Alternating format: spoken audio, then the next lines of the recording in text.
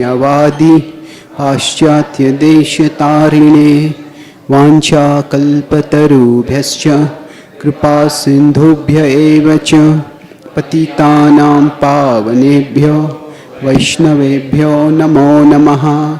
Jai Shri Krishna Chaitanya Prabhu Nityananda Shri Advaita Gadadhara Shrivasadi Gaura Bhakta Vrinda. Hare Krishna, Krishna Krishna, Hare Hare, Hare Rama, Rama Rama, Hare Hare. My dear Lord, please guide us all as we try to appreciate the highest demonstration of divine love and trigger our desire for a drop of that love. Hare Krishna.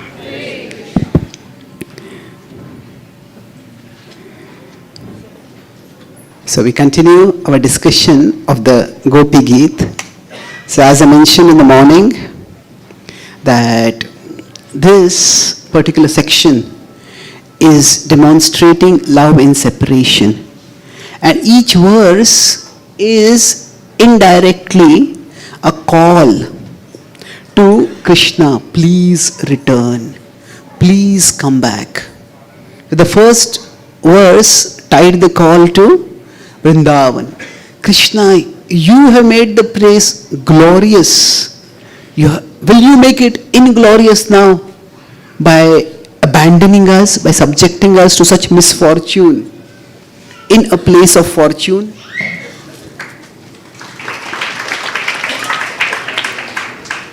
So in this verse, now as they are thinking of Krishna, they are saying, Daita Drishyatam.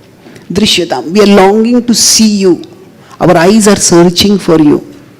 So, as they are thinking of Krishna, the form of Krishna, especially his beautiful face, is flashing in front of their eyes. And not just his face, a specific feature of his face. Sharadudashaye. So as they are looking around, mentioned they are sitting around the Jamuna, they almost like, some acharyas say they formed a circle, some say they formed a semicircle. So they are facing the Jamuna. Either way, that they are seeing it's night time, that in the dim light that is coming from the moon, they are seeing the lotus flowers. And one characteristic of love is that anything and everything can become a trigger to remind us of the object of our love. So for the gopis, as they are beholding the lotus flowers in the Yamuna and on the banks of the Yamuna, so they are remembering. And these are so beautiful, and yet Krishna's eyes are even more beautiful. Sharad udashaye sadhu jata sat. So those which arise in autumn, the flowers that are formed. Now Raslila is often we celebrate during Sharad Purnima. That's the time when Krishna called the gopis. So this is Sharad Udashaye, that in the autumn these lotuses have bloomed. And while at one level, every flower is beautiful in its own way. But some flowers are even more beautiful than others. So Sadhu Jata Sat. These are most exquisitely formed flowers. And they are saying that Sarasijodara Shri Mushadrusha. Sarasijodara. That in the water body they are formed, their whirl is extremely beautiful, but the beauty of your glance, the beauty of your eyes, Shri Mushadrusha. So Drusha is eyes, Shri is the beauty of your eyes, Musha is the word associated with the mushtik. That is the one with the mustache. That's what it means, a thief. So Shri Mushadrusha, that they can steal away. So the beauty of your eyes steals away the beauty of the most exquisitely formed lotus flower in autumn. So they are remembering this exquisite beauty, and Suratanath te, that not only are you so beautiful, but you are also the God of love. Suratanath te, you are the Lord of love. And Ashulka Dasika. So your looks are loving, but it's not just looks. You are actually truly a person who is at heart also loving. Some people may have a very sweet appearance, but they may have a very manipulative, hard heart. But Krishna, as you are attractive inside, so outside, so are you attractive inside. You look loving and you are loving. And we, O Krishna, have come to you out of love. Ashulka Dasika. So, there is this tension between Madhurya and Aishwarya. Sometimes the gopis will refer to Krishna as their beloved, like the previous was Dait. But now they are saying, we are not your queens, we are not your princesses, we are your maidservants. Ashulka Dasika. So this is in which bhava? More Aishwarya. Krishna, you are the great being. And they are saying, you are the God of love and we are getting no wages for coming to you. We are not seeking any wages. That means we are coming to you out of love. So, you are outside and inside loving. We have come for the purpose of loving. And yet, what are you doing? Varadanignato. So if you are the God of love and somebody approaches you out of love, then you should be giving blessings. And normally you are celebrated as the giver of blessings. So Varada, one of the names of the Lord is Varadaraj. In South India we have beautiful temples. So Varada, you are the giver of blessings. And yet, instead of giving blessings to us, what are you doing? Nignato neha kim vadhaha. So instead of blessing us, you are killing us. How can you do that, O Lord? How can you act in a way so contradictory to who you are? Neha kim vadaha. So this kim vadaha, this is actually a rhetorical sentence. Is this not murder? So how can you murder us? Is this not killing? So rhetorical questions are questions where the answer is self-evident, but it is phrased for greater emphasis. So if it says, who can be so foolish as to do something like this? And the other person says, yes, I can be. No, nobody can be. That's the meaning of that. That's a rhetorical question, means the answer is implicit, but the point is phrased as a question for emphasis.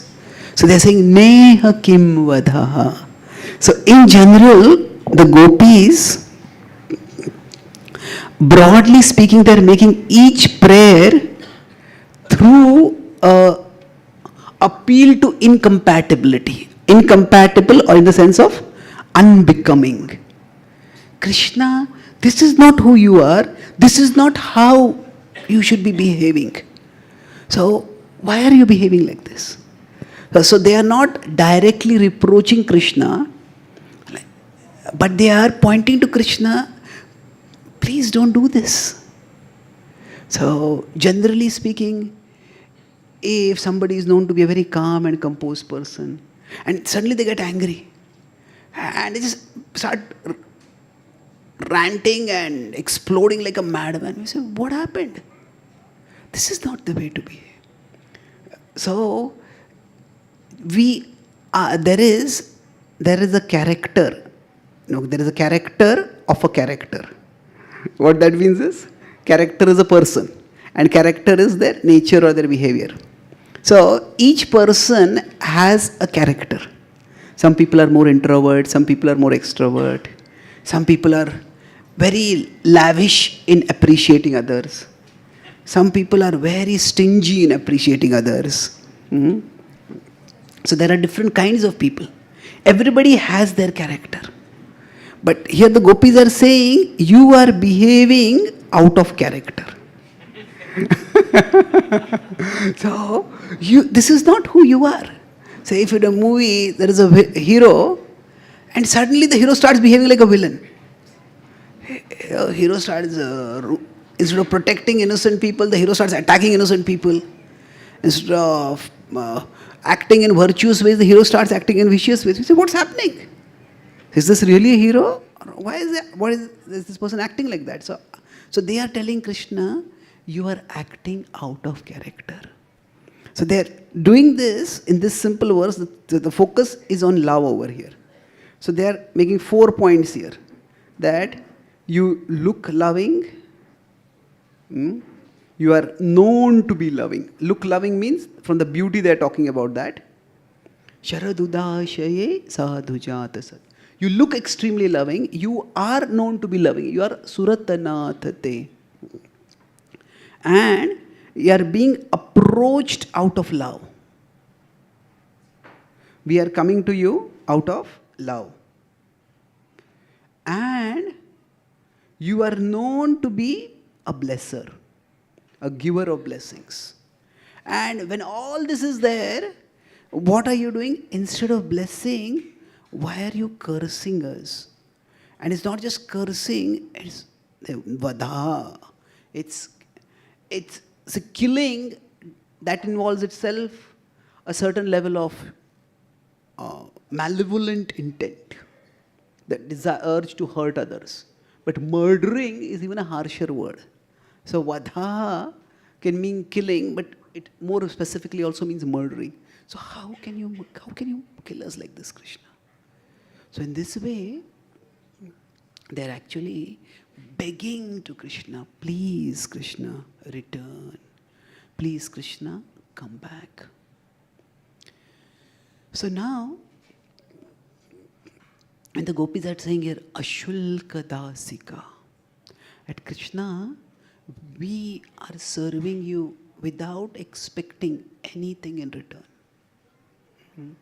So they are considered the highest devotees. And there are many different ways in which you can understand why they are considered to be the greatest devotees. So generally speaking, whenever there is a relationship between two people, there is some reciprocation that is to be expected. Now, I do something for you and you do something for me. Now, it can be, this reciprocation can go in two ways. Reciprocation can be transactional. That means it's just a transaction. Like we go to a shopkeeper and we give money, they give a product. And then we go our way, they go their way. It can be transactional. But, so here when it's transactional, there is practically no love over here. But that same reciprocation can also be transformational. Transformational means that, say, if that two people have some interaction, but that interaction is so pleasant, it is so warm, that both of them start liking each other. Both of them become affectionate towards each other. So the transformation at one level is they come closer to each other. But quite often the transformation is also that they make each other better. It is that make each other better means if a couple has a child. Now in taking care of the child, in raising the child, in disciplining the child, they're trying to make the child better, but in caring for the child, the parents also become better. They have to become more responsible, they have to become more aware of their actions. So basically, parents make children and children make parents. That means, children make those who have begotten a child to become a parent. So the idea is, in a healthy relationship, there is transformation. That both come closer and become better. At the same time, generally speaking, so this is a different topic which we'll come to about the relationship being transformational, reciprocation. So reciprocation itself is not necessarily a sign of a loveless relationship. It is what kind of love is expected. What is the nature of the emotions and the dynamics in the relationship. So normally we expect some reciprocation. If I do something for you, then you do something. If I am talking politely with you and you are yelling at me, then hey, what's going on? This is not appropriate. So there is reciprocation expected. And generally when the reciprocation goes as expected, then both come closer to each other. Now imagine in a relationship, if say one person is doing a lot for the other person and the other person is barely doing anything, then what happens is that creates a strain in the relationship. Now the strain is on this side, not necessarily on the other side. The other person is very comfortable. I am getting a lot and I have to do so little.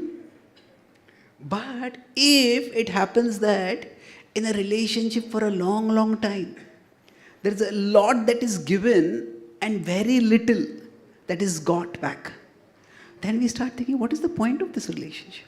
Why am I even here? So normally, any relationship becomes tested. So love, it gets tested when we feel when the reciprocation, there is either no reciprocation or even there is low reciprocation. So when that happens, the relationship becomes tested. And if someone, say, does a lot for another person, even when there is practically no reciprocation, then that is actually a sign of great love. Say, now if say parents have a child and the child also is intelligent, hardworking, child does well and child makes the parents proud, then there is a very sweet relationship between them. But say if the child is autistic, then there's not much that the child can do. And then practically in that relationship, the parents, they have to keep giving throughout their life practically. Now of course, that child may also, for them even a small reciprocation of that child will be very rewarding. But still, if in such a relationship, parents are taking care of the child, that is a testament to their love. Now at least if the child is autistic, we understand that the child can't reciprocate. But if the child is deliberately not reciprocating, deliberately defying, deliberately neglecting or rejecting whatever the parents are saying, then to still continue loving the child, that becomes a test. That becomes quite difficult. So sometimes we may, if we consider love as an obligation or a duty, so it may be that, I was talking with one devotee, we were talking about another devotee. He was telling that, this devotee had a lot of, you can say he had a lot of difficulties or he was creating a lot of difficulties, both ways. So this senior devotee had been the person who brought him to bhakti and he had taken care of him. So he said, I love him, but I just can't like him. Now, you will say, how is that possible? Liking is included in loving. Well, he was saying that love in the sense that I'll be there for him. Because I introduced him, I have a sense of duty, so I'll be there for him.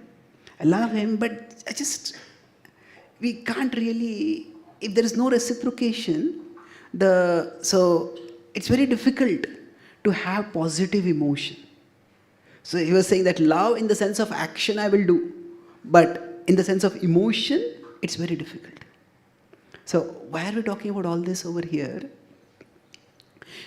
Here, the gopis, in one sense, are doing so much for Krishna. They have left everything for Krishna. And all that Krishna had to do was just be with them. And Krishna has left them. So, this is a great test of love. When we suffer pain because of the very object of love, that is extremely difficult to bear.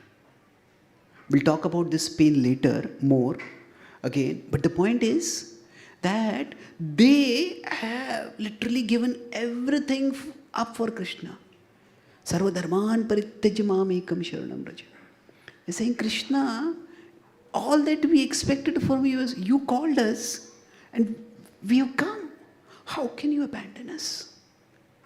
So, the gopis are considered the highest devotees because even when they get little or no reciprocation from Krishna, in fact, what they get is abandonment that can seem like rejection from Krishna. Still, they never give up Krishna.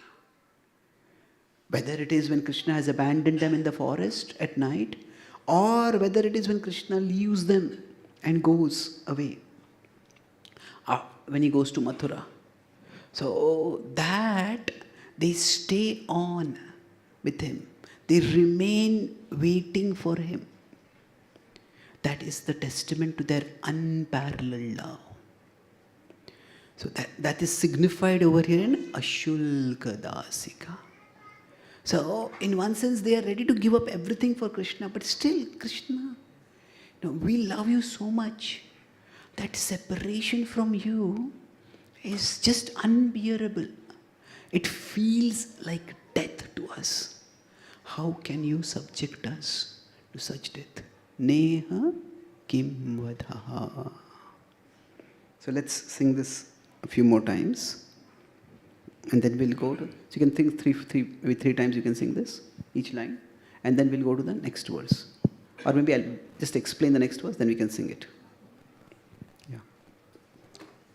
Sharadudashaye sadhu jata sar sharad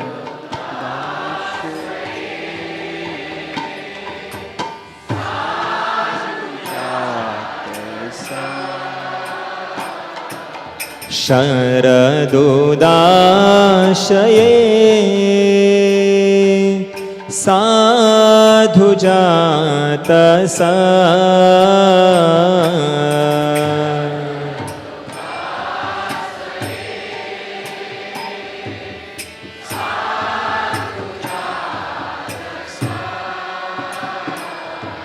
Sharadudashaye sadhu jata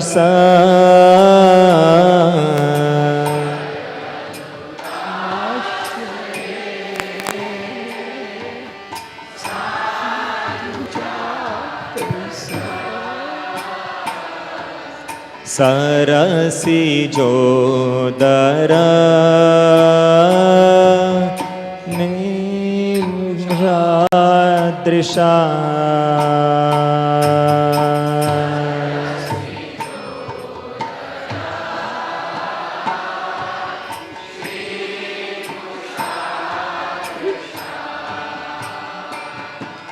sarasi jodara Shri Mushadrisha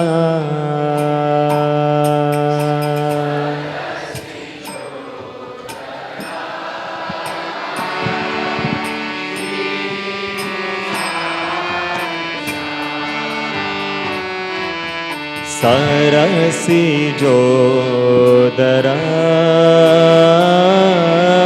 श्रीमुषादृशा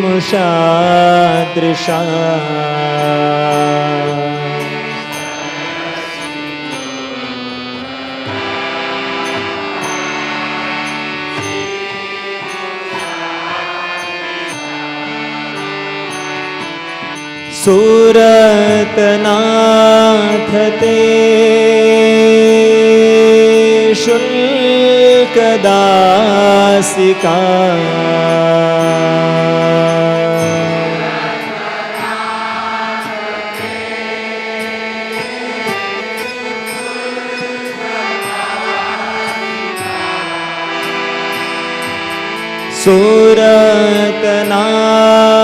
ते शुल्कदासिका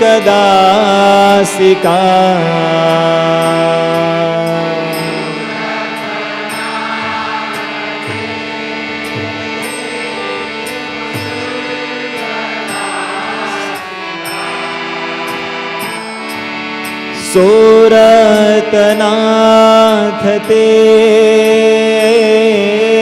शुल्कदासिका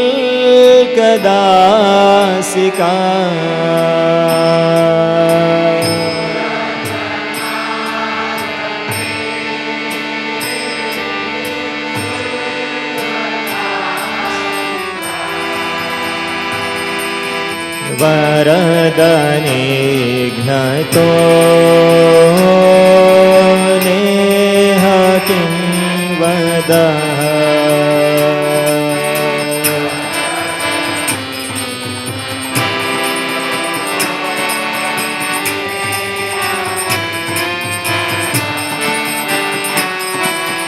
वरदने घ्नतो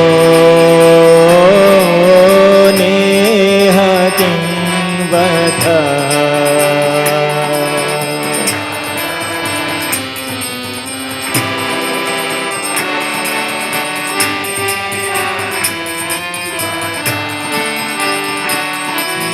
वरदने घ्नतो नेह किं वदः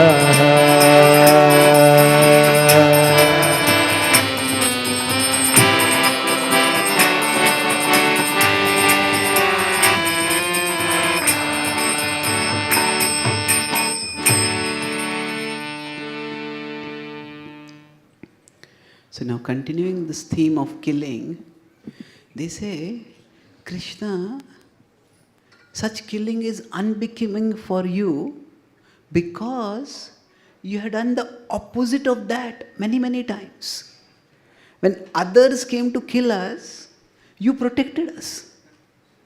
So when you were our protector, why is the protector becoming the killer now? How is this becoming for you? So they give examples. Visha jalapyayad. So what does this refer to? The poisoned water. That is Kaliya. Yes. Vyala rakshasad. What does that refer to? Aghasur. Vyala is the yawning, gnawing, yawning wide mouth in which he devoured. Vyala rakshasad. Then Varsha marutad. Varsha is rains. Maruta is Vayu, wind. Vaidyuntanalad. Vaidyun is thunder or lightning. So, Vaidyuntanalad. What does this refer to? To Govardhan Lila, the Indra's fury. So they're saying there are Asuras who attacked us and Devatas who attacked us. And you protected us from both. And then, this is an interesting point which we'll discuss more. They're saying that Krishna, you have protected us in the past and you will also protect us in the future. So that is, they're talking about in future there are demons from whom you will save us. Risha Mayatmaja. So Risha is the bull demon. That is Arishtasur. Like Rishabhasena or Rishabhanu. Rishabh is referring to Arishtasur, yes. Mayatmajat. So Maya Atmaja, the one being who was the son of Maya, that is Vyomasur. So Vyomasur comes towards the almost the end of Krishna Lila in Vrindavan. So, and these were not ordinary dangers. Vishvato Bhayat. These were dangers that could terrorize the whole universe. And they're saying Rishabhate Vayam. So the Gopi Gita is poetry. So one alliteration that you may have noticed is that the first half and the second half, Visha and Vyala, Varsha and Vaidyun, Risha and Vishwato. So the verb sound is similar. But here, Risha and Rishabh, that is also a rhyme over there. Rishabhate Vayam. So, oh Lord, that you have protected us all, Rakshita Muhu. Again and again you have protected us. So you protected us in the past, you will protect us in the future. So why is it that you are abandoning us now? Why is it that you are killing us now, O Lord? Please don't do this. Please come back. That is the mood of the gopis over here. Can we sing this?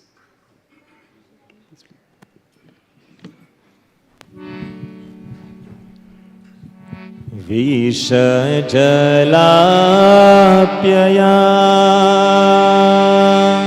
Vyalarākṣasa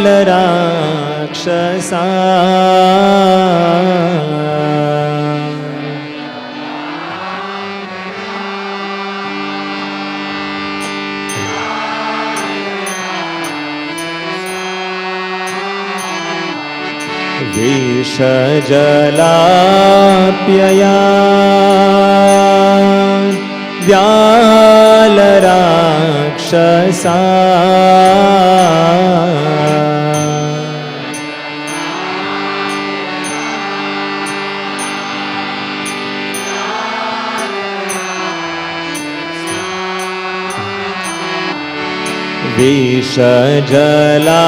Vishajalaapyaya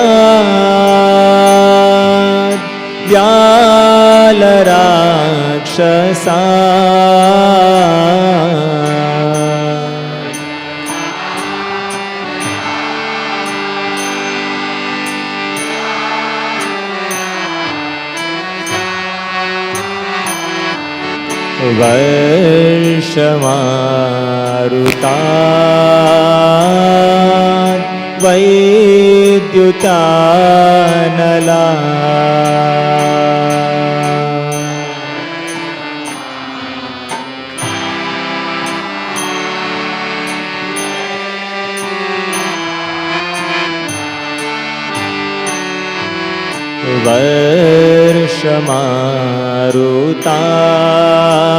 Varshamarutāt Vaidyutānala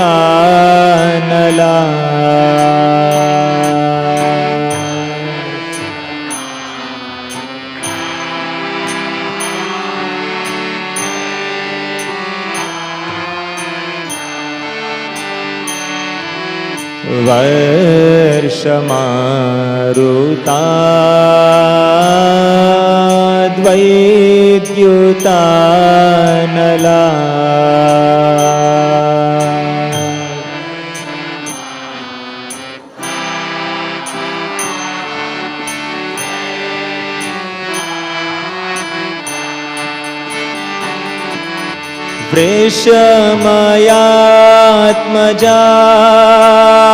Vrishamayatmajāt Vishvato Bhayāt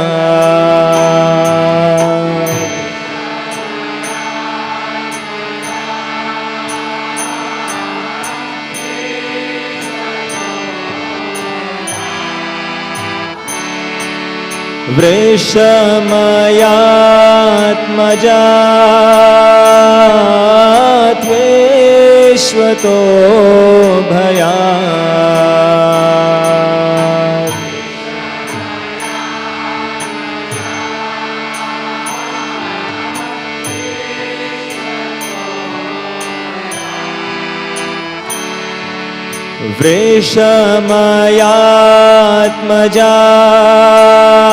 Vrishamayatmajāt Vishvato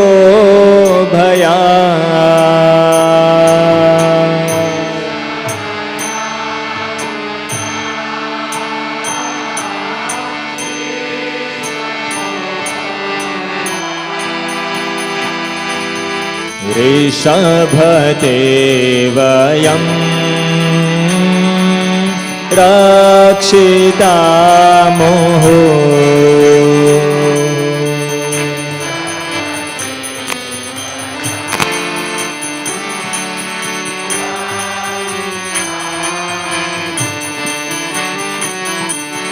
ऋषभते वयं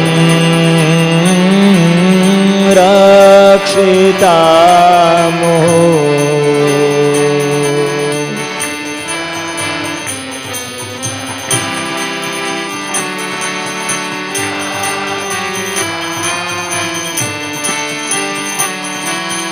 ऋषभते वयं रक्षितामोः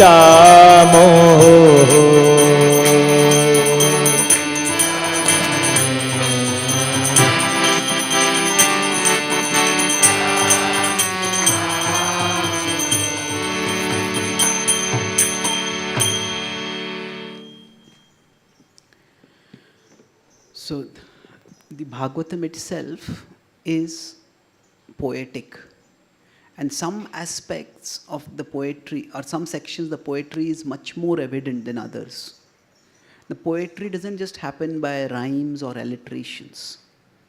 In general, the difference between poetry and prose is that in poetry, things are often spoken indirectly. And so there is literal speech, there is non-literal speech. And sometimes the indirect evokes greater emotion. So here, even the demons are referred to, or the dangers are referred to more indirectly. It's not just Kaliya, it's Vishajalapyayad. So it is not just that the snake was poisonous, that the snakes, all snakes are poisonous, but this snake had made all the water poisonous. So the gravity of the danger, the immensity of the risk that was there, the almost inevitability of death that was coming upon them, that is what is being talked about. So like that, when they are referring to the danger, they are not referring so much, they could refer to the person who is causing the danger, the being, the creature who is causing the danger. But they are focusing on the principle of the danger itself. That there are such dangers that came. And similarly, each of the things that is described in the Govardhan Lila, or in Indra's attack that came before, each one of these was enough to kill. The rain itself, sometimes there's just heavy rains, even if there is no winds, there can be flood because of that. Sometimes there is just a huge wind, and the wind itself can devastate. So, I was in America. In America, there are certain areas which are very tornado prone. And tornado is a sudden heavy storm. So, Trinavartha was like a tornado, is like something like a tornado. The hurricane, whatever word we want to use. But tornado is a specific kind of storm. So, we were, one devotee was driving me from one place to another for a program, and suddenly his car started beeping. And he said, "What is this?" He said, "This is a tornado alert." So it was, the weather was suddenly very clear, and suddenly it became clouded and dark. And he started driving fast. He said, keep an eye out. He said, if you see a sudden storm like clouds or waves coming, any strange thing you see anywhere nearby, just warn me. So I said, okay. So I was sitting and looking, and then suddenly, so it's like a giant, if I had not known what it was just like looking like Trinavartha only. Just charging to it. I pointed to him. And it had also started raining. And he said, we have to get out of the car now. said, really, shouldn't we try to rush it out? He said, no, no. If it gets caught, if the tornado or anything comes in its way, it just gets lifted up and gets thrown away. So he's immediately, he pulled the car over the side and there was a ditch nearby. He helped me come out and the tornado was just charging and we just jumped into the ditch. He jumped in. I said, come on, jump in. I said, okay, I can't jump. I said, okay. I jumped in. Fortunately, when the clutches landed firmly, then he pulled me down and we lay on the ground. And then we heard such a noise.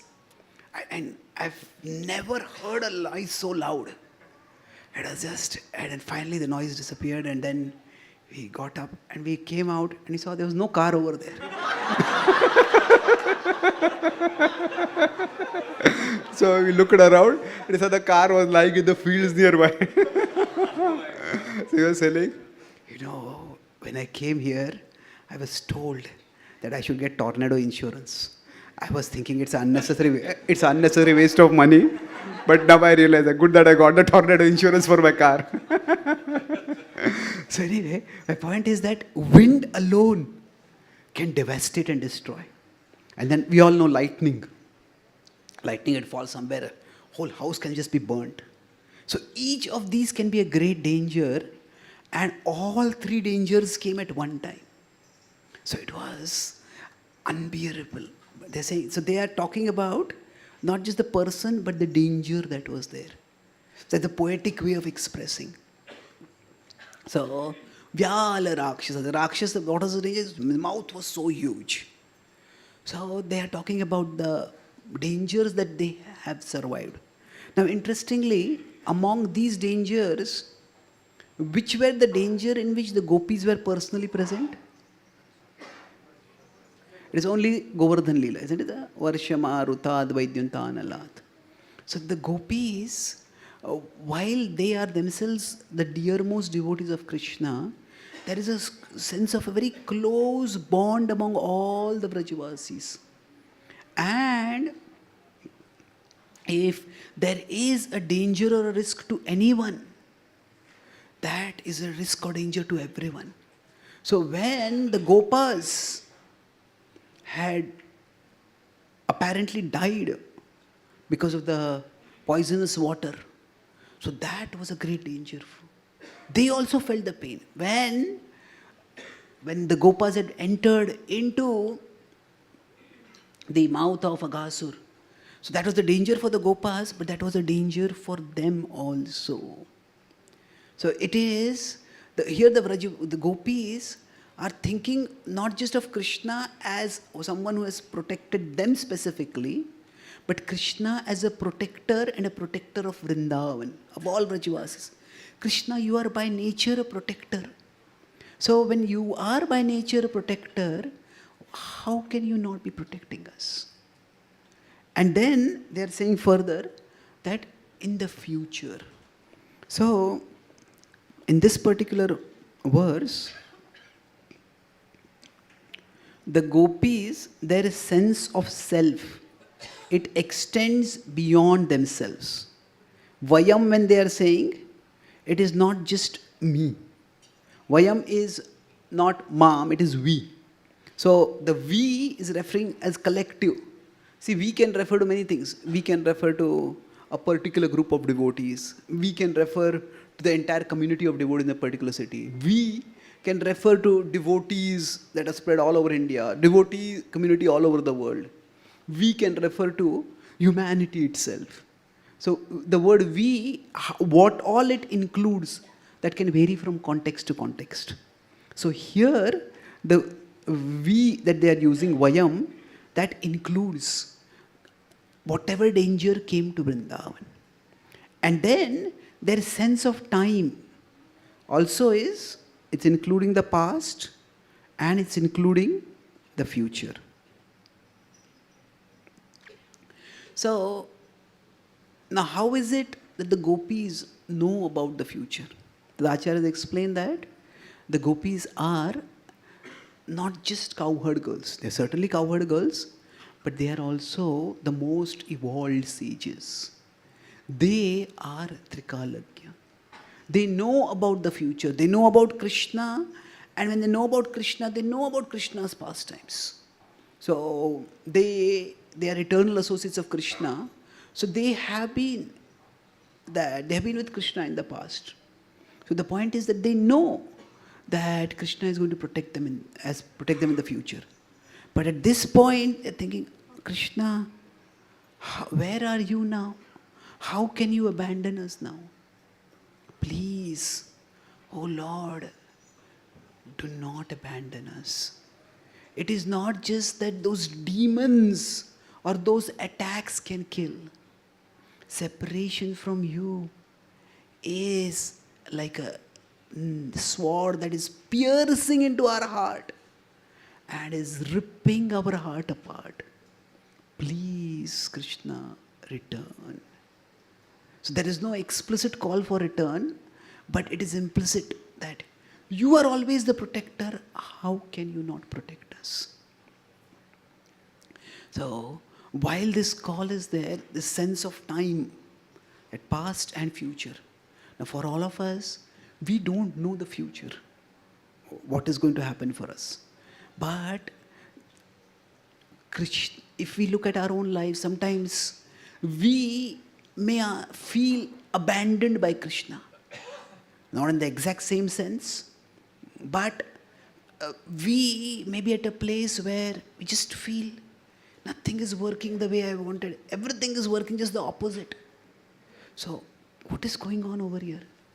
Does Krishna even care? Is Krishna here? So, at such times, it is good to expand our frame of time. So, if we consider our life journey, right now, we feel like there is some huge danger by which we are being crushed. We feel, where is Krishna? But if we look at our lives, there have been dangers in the past. And we may say that, okay, I worked hard, I used my intelligence, and I came out of it. But beyond what we did, there are other things also which work right. So it is actually Krishna who has brought us this far. And that Lord who has brought us this far, why would He have brought us this far to abandon us now? So even if we feel abandoned, we are not abandoned. So that way, sometimes faith is an act of inference. Inference means that, okay, this is how Krishna has protected me from so many dangers in the past, that Krishna will protect me now. So this is how, when we have faith, now faith has many different aspects to it. But faith basically, among the many things it means understanding that the invisible is more important than the visible. The invisible matters more than the visible. Visibly, I may see there is this problem here and this danger here and this issue there. And it is there. But the invisible matters more than the visible. That is the essence of faith. We can develop that idea. What is the invisible? What is the visible? But at a basic level, faith means shifting our vision from the invisible from the visible to the invisible. And when we remember that there are forces beyond us that have worked in our lives to protect us from danger, then that can give us the faith that there are such forces that will work even now. So the gopis, in one side, they have that confidence that Krishna will return. But at the same time, there is complete uncertainty. When is Krishna going to return? So in that sense, actually, faith is a combination of certainty and uncertainty. So, if we expect faith to be a total certainty, then we may never be able to have faith. Certainty that Krishna will protect. But uncertainty, how and when He will protect.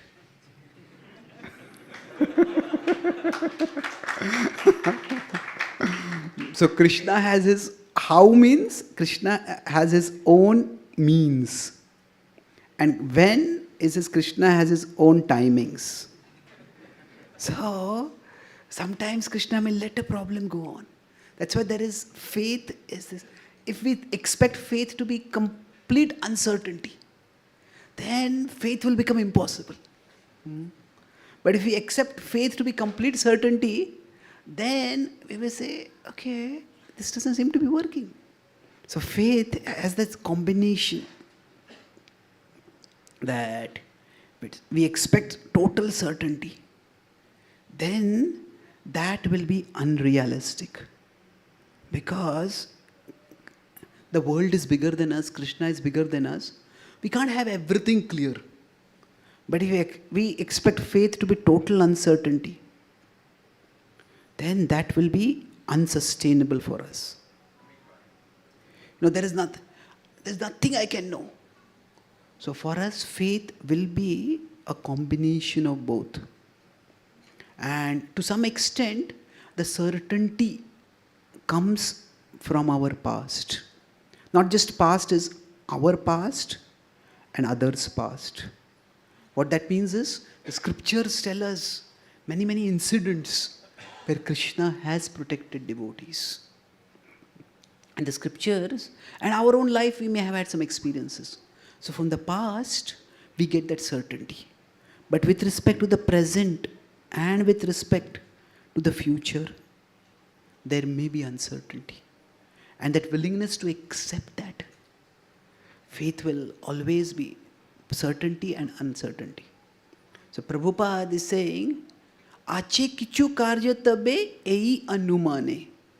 So he's saying, Krishna, you have been very merciful to me. Boro krupa koile Krishna adhamera prati. Ki lagiyani leheta koroe bekati. You have been very merciful to me that you have brought me here. And achi kichu karya tabe. You must have some purpose for me. You must have some plan for me. And ei anumane. So in one sense, Prabhupada had complete confidence. We say that Prabhupada's faith was such that I see temples, I see devotees. Only time is separating us. But Prabhupada also didn't know how much time was separating. Isn't it? And Prabhupada also didn't know exactly how it is going to happen. See, Prabhupada said, when he landed on the Boston Pier, he said, I didn't even know whether to turn left or right. So it was not that Prabhupada had some direct personal hotline with Krishna in which Krishna was dictating, okay, turn this way now, talk with this person. This person is going to become a devotee. This person is not going to become a devotee. Don't spend time on this person. No. It doesn't mean Prabhupada was a person in his own right. And so, Anumane, he's saying, I'm guessing that you must have some plan. And then Prabhupada is also making an inference. What is the inference based on? Nahe keno ani bena ei ugrasthane. Otherwise, why would you have brought me to this dangerous place, this terrible place? So, now Prabhupada worked very hard. He talked with whoever he could find who seemed to have some contacts with America to get the opportunity to come to America. But eventually Prabhupada's coming to America was a miracle, was an act of God practically. The Mr. Agarwal who asked his son to give a sponsorship letter for Prabhupada, Prabhupada had just met him just casually, and Prabhupada had mentioned and said, yeah, I'll do that. I'll ask my son. And he had not seemed to be like a very ardent follower, and many people had made similar promises to Prabhupada. And at that time, Prabhupada didn't even have a home. So that particular letter, which from the American embassy, it came to him saying that your sponsorship has been, visa has been basically approved. That letter was actually forwarded 6 times because Prabhupada's address was changing so much. So, it's a miracle of the Indian postal system also that actually the letter got forwarded so many times that it came. So, now, of course, it's ultimately Krishna controls the Indian postal system also. So Prabhupada is saying, yes, he endeavored, but there's so much more that Krishna did. And that's how, nahe keno ani bena ei ugrasthane. This, how could I have come? Why would you have brought me over here? So now among billions of people in the world, millions here itself in this city, there are a few hundred of us who have come to Krishna's lotus feet. Now we may have done quite a few, we may have been spiritually interested, we may have been spiritually searching. Some of us may not have been.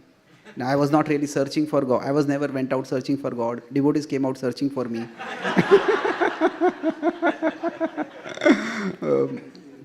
But the fact that we have come this far, it is definitely Krishna's role over here. Otherwise, how would we have been introduced to the path of bhakti and the path where there is serious sadhana? The relationship with Krishna is a serious relationship, and we have come as far as we have come. We can see Krishna has brought us this far. He won't abandon us now. So that is, the gopis have that faith, Krishna is going to protect us. So that certainty is there, but still, how is Krishna going to protect? When is Krishna going to come back? They're begging Krishna, come, please return. So, that certainty and uncertainty. That is what faith is, the mysterious combination of. Yes, please.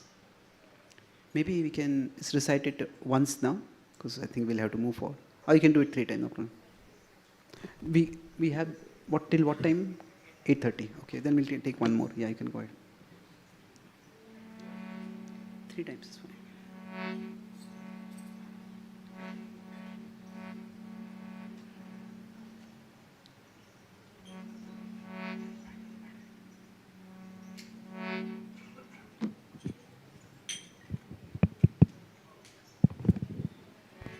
विषजलाप्ययान्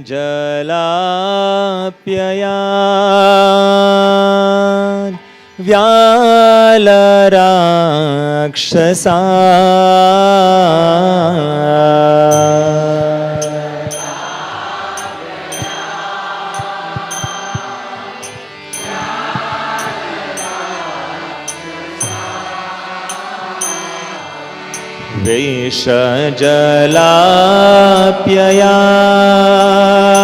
विषजलाप्ययान् व्यालराक्षसा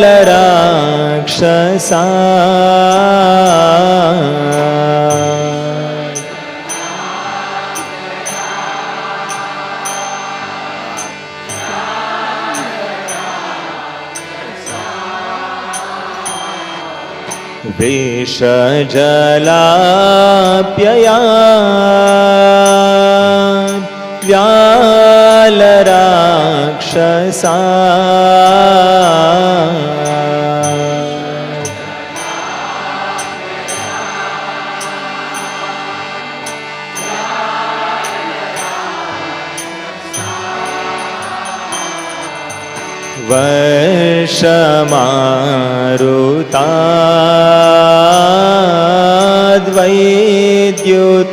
वर्षमारुताद्वैद्युतानला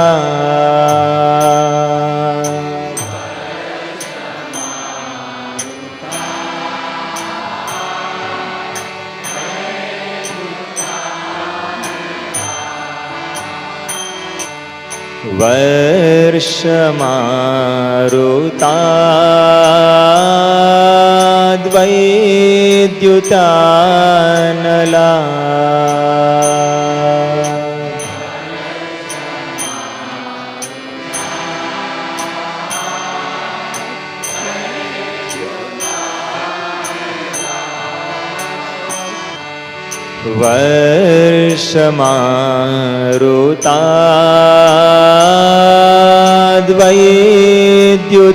वर्षमारुताद्वैद्युतानला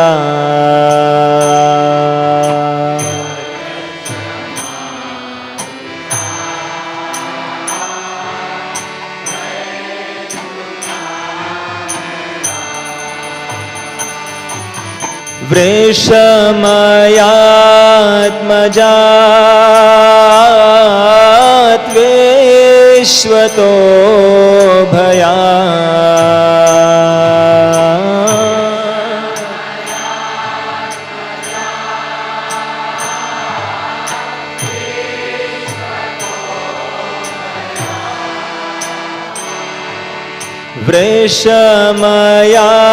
वृषमयात्मजा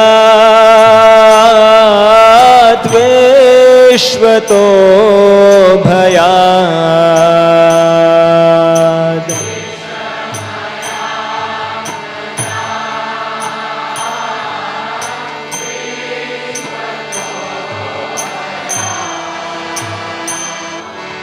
वृषमयात्मजात् विश्वतो भयात्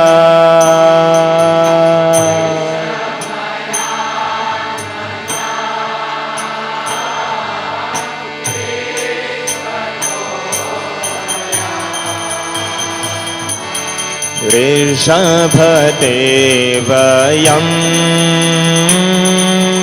रक्षितामोहो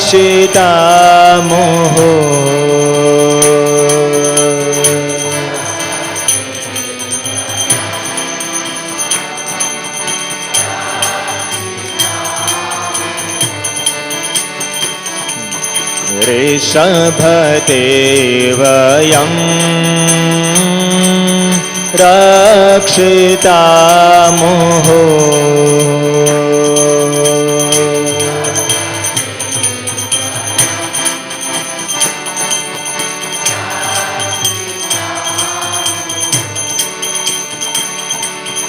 ऋषभते वयं रक्षितामोहो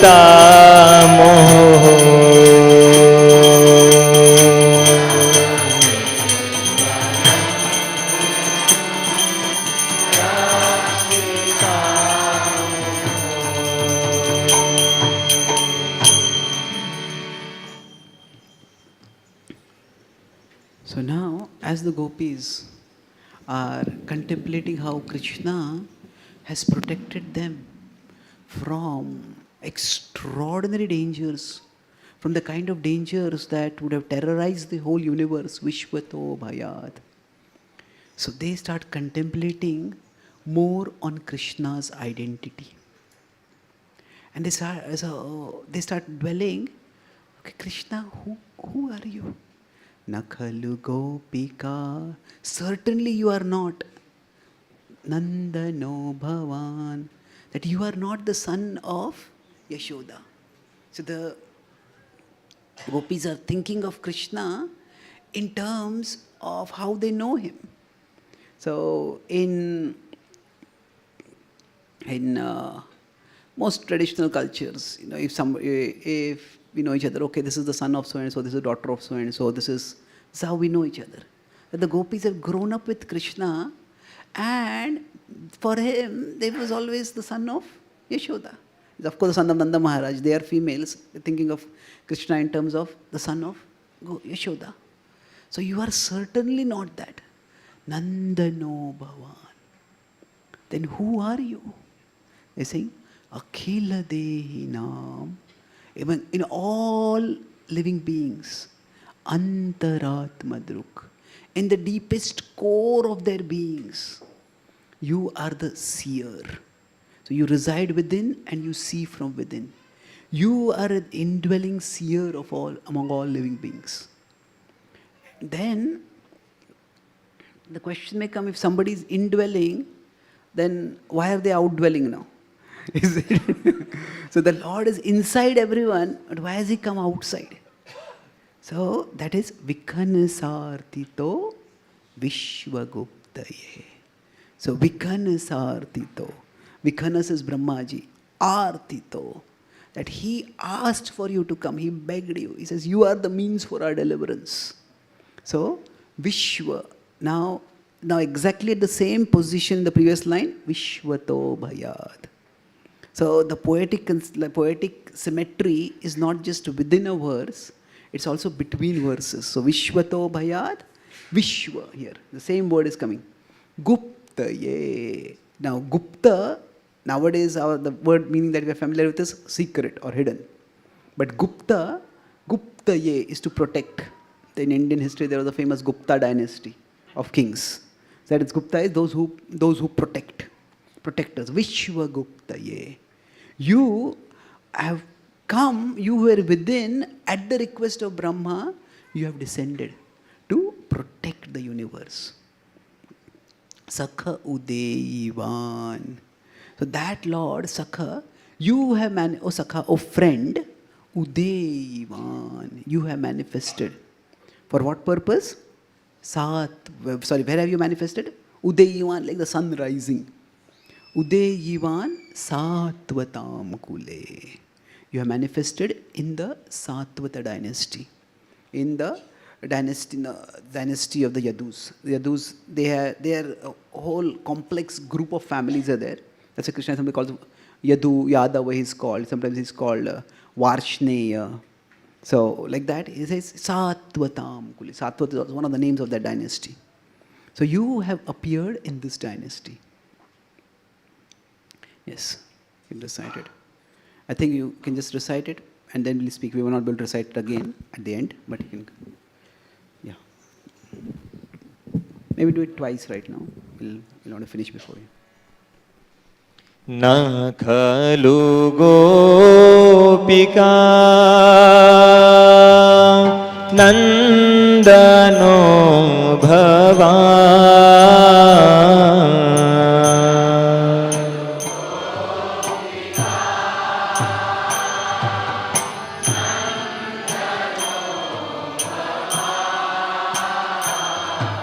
Na khalu gopika nandano bhavan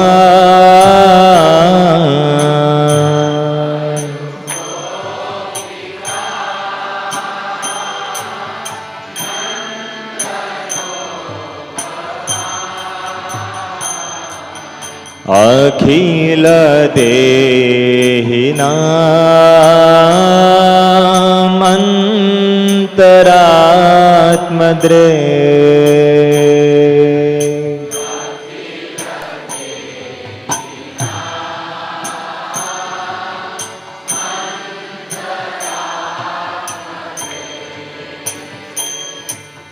Akhila dehinam antaratmadre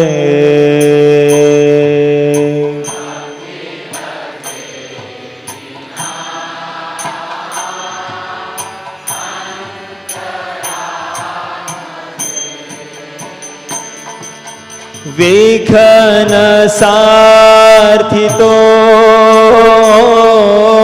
Veshwagoptaye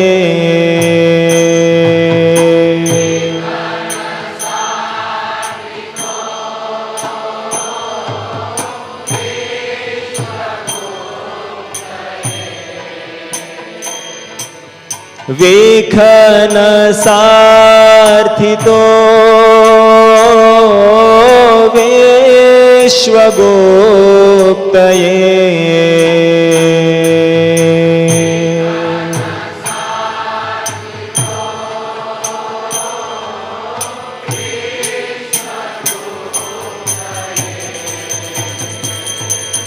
Sakha Udeyivan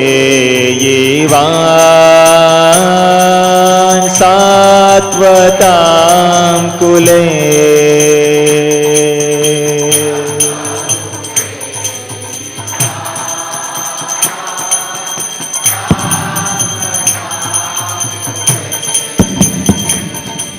Sakha Udeyivan Satvatam Kule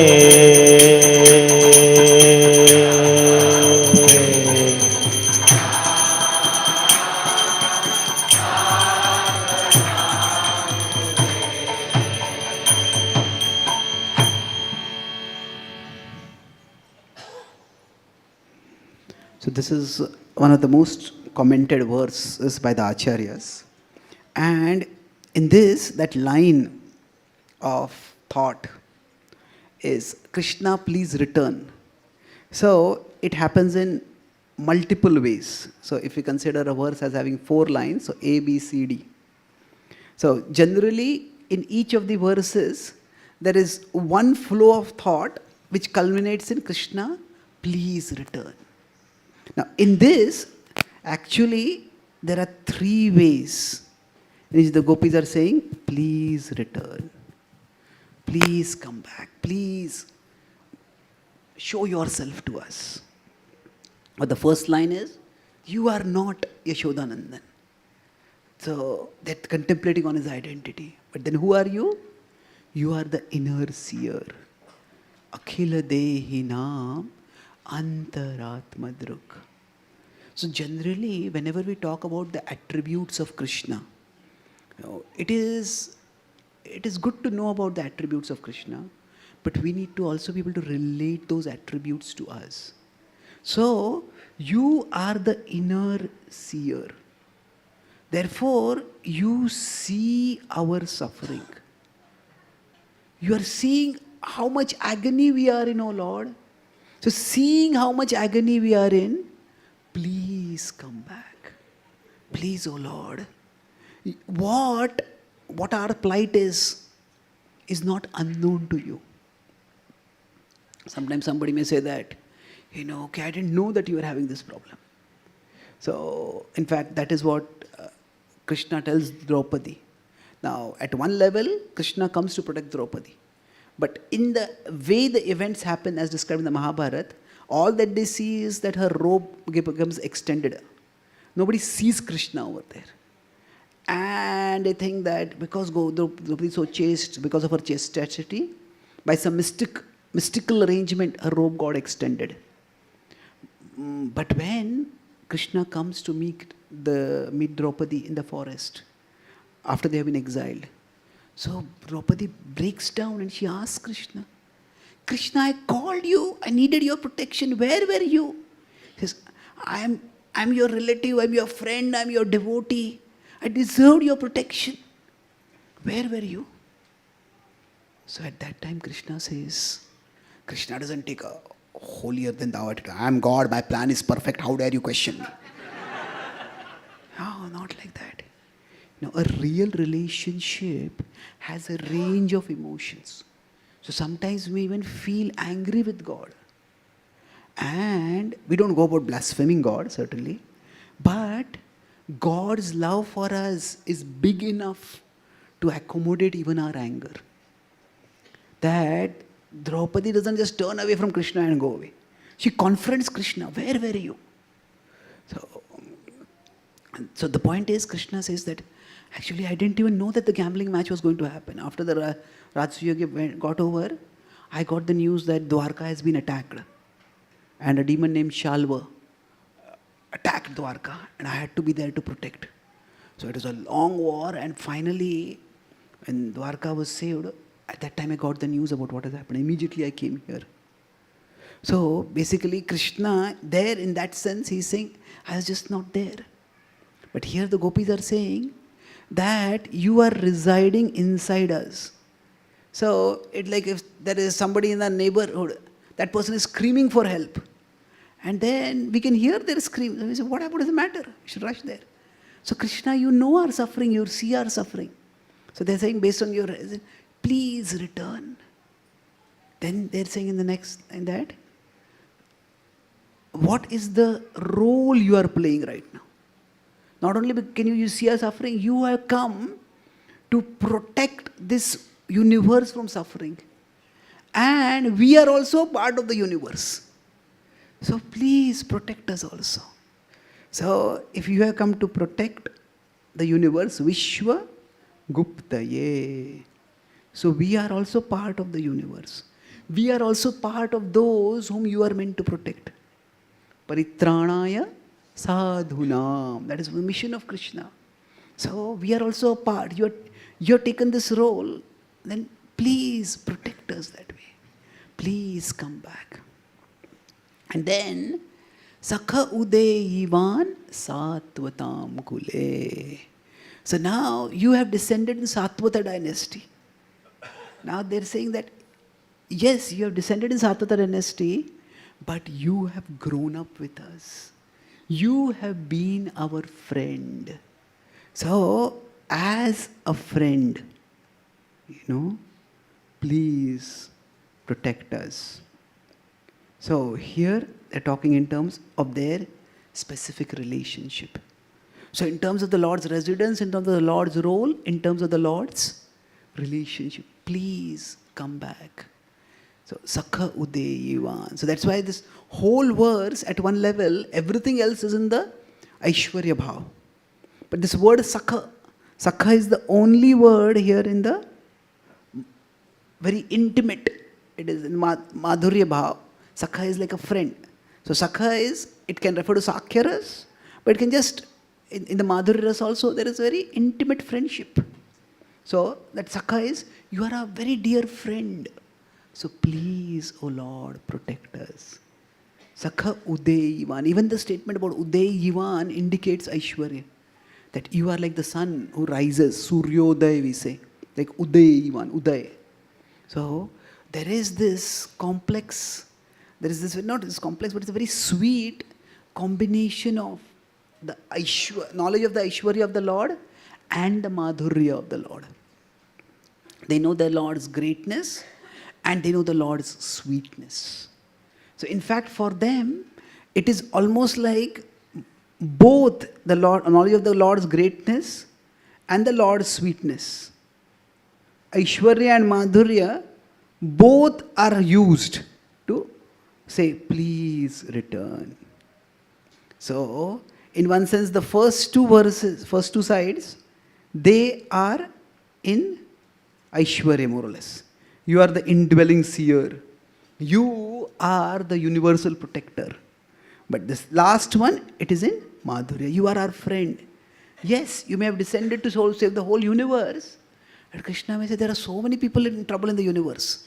I can't come to protect you right now. And he says, no, you are our friend. Please come. Please, O Lord, please return. Sakha Udeyivan Satvatam Kule. So a devotee, now we may say, does the Lord need to be reminded like this? That in the Ishopanishad there is a word Om Kritosmara Kritosmara. That my dear Lord, remember all that you have done, I have done for you. Now we may say, why do we need to remind the Lord? So why do we need to make prayers in multiple ways like this? Actually, in one sense when we pray, praying is not for reminding the Lord. It is also for reminding ourselves of the Lord. That we have this intimate relationship with the Lord, that we are personally connected with the Lord. So it is, yes, we are calling out to Krishna, but while calling out to Krishna, that is a reminder to us also. So many people, when they're at a temple, at the end of the temple, there is a bell. So their idea is, God is sleeping, I ring the bell, I wake up God. But the idea is, the bell is to remind us, I am entering into a sacred space now. Let me awaken my consciousness. So when we pray, if we, in general, the connection with the Lord, that enables us to experience His presence, that comes through the investment of emotion. So these various ways they are appealing to the Lord, basically this is the way of investing emotion. So for all of us, when we are trying to pray, it is important to invest our emotion in our prayer. So otherwise the prayer just becomes like just a mechanical utterance. There is no heart invested in it. So the more we invest our emotion, the more we come closer to the Lord and the more we experience His presence. So it is for that purpose. When we also pray, it is we are calling to the Lord for help, and we may talk about, Krishna, you protected me in this situation, you helped me in this situation, Krishna, you gave me this blessing, Krishna, please, oh Lord, help me now. So the idea is that in one sense we are calling out to Krishna, but we are also reminding ourselves, Krishna has blessed us in this way. Krishna has all these powers. And that Krishna will bless us also. So in this way, the gopis are calling out to Krishna. In the next verse, they'll continue this theme, that Satvatam Kule. So we'll discuss that in tomorrow's session. So I'll summarize. We discussed three main points today. So in the second verse, the theme was of how the gopis' love is so selfless. That was the theme. And then how they gave everything to Krishna, and Krishna, in one sense, abandoned them by giving practically nothing. And yet, they are not abandoning Krishna. So, Ashulka Dasika. So, they talk about Krishna, you look so loving, you are so, your looks, your heart, they're all so loving, and you are the blesser, and our motive is also pure. Yet, how can you abandon us? So, it is a prayer that is centered on the loving nature of the Lord. Please return. Then, in the second, that is the third verse, there the focus was on protection. You have protected us in the past. You will protect us in the future. How can you not protect us now, Lord? Please protect us. So we discussed about faith. It often comes by looking at the past. By looking at the past, we get certainty. Now, with respect to the present and the future, often there will be uncertainty. So, by knowing that the Lord has brought us this far, we can have the faith that the Lord will not abandon us. So, faith is an inference, and there is a combination of certainty and uncertainty over it. So, the gopis are certain that Krishna has protected them in the past and he will protect. But what about now? What is Krishna going to do? So, the uncertainty is about the means and the timings. The certainty is about the principle that Krishna will protect. In the fourth verse, we discussed about the principle of Krishna's Aishwarya, primarily. That how he, in terms of his residence inside, in terms of his role, that he has come as the universal protector, and in terms of his relationship with them. You are our friend. So, this is, of course, in Madhuri. Please, O Lord, return. So, each of us, when we pray, we can see how we can invest emotions. And reminding the Lord, it's a reminder, not so much for the Lord, it is a reminder for ourselves. Through the prayer that we offer to the Lord, we remind ourselves that the Lord does protect. Thank you very much. Hare Krishna. Shri Gopi.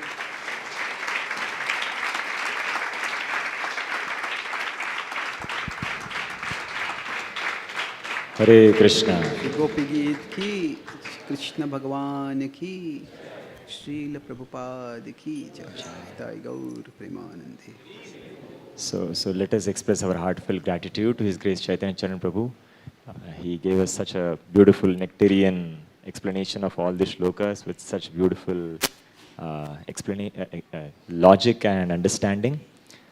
Let us express our heartfelt gratitude by one time loudly chanting the Hare Krishna Mahamantra. Hare Krishna, Krishna Krishna, Hare Hare, Hare Rama, Rama Rama, Hare Hare. So tomorrow being Sunday morning, we'll be continuing our Sunday Feast program with His Grace Chaitanya Charan Prabhu. The same theme will go on tomorrow. At the same time, Prabhuji has, as we know that Prabhuji is an author and he has written many books. Few of those books are present outside on the stall. So devotees are requested to kindly have a look at them, and you can, okay, some of them are here, Prabhuji is showing.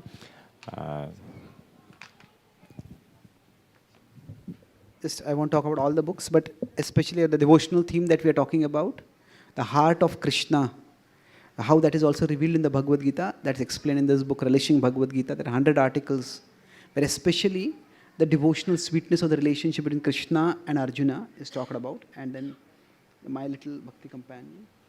So this is My Little Bhakti Companion. So some of the practical aspects of bhakti. What does surrender mean? What does Krishna's protection mean? When they talk about investing our emotions. So how can we invest our emotions? So the principles of bhakti are explained in these books, and there are a few other books also. If any of you would like to have, they are available behind. Thank you so much. Hare Krishna. Hare Krishna. So tomorrow, so there is dinner for all the devotees downstairs. We'll have a short Shayan Kirtan, and then devotees could proceed. And So these sessions will go on, as you all know, till Wednesday almost, till Radhashtami. Wednesday morning till Radhashtami, these sessions will go on. Hare Krishna.